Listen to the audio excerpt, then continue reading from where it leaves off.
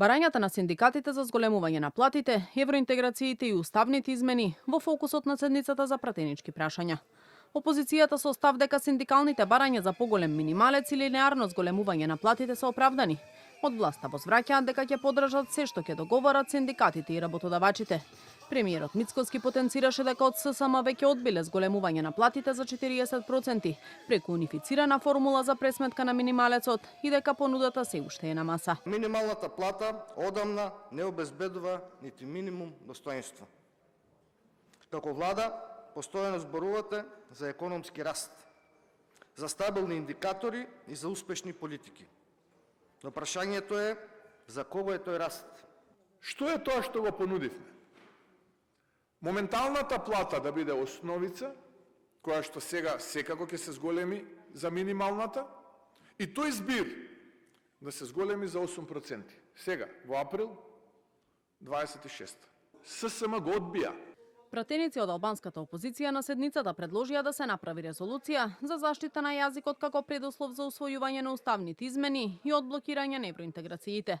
Повторувајќи го ставот дека нема уставни измени без гаранции, оти нема да има нови билатерални барања, премиерот Мицкоски пак возврати дека резолуција е потребна, но со јасен државнички став, дека земјава нема да прифати нови отстапки.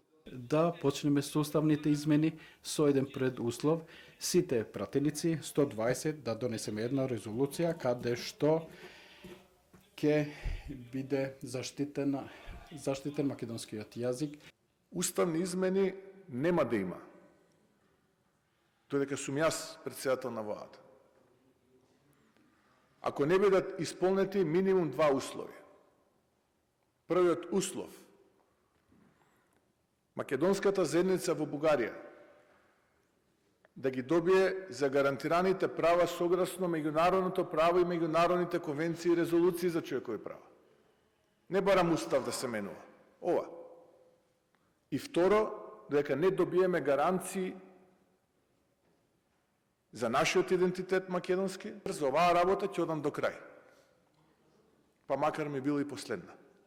На седницата народните избраници се интересираа и за законот за правична застапеност и проектот Безбеден град, за кој премиерот порача дека единствена негова цел е да се спасат човечки животи и дека е подготвен поради неговата имплементација да плати и политичка цена.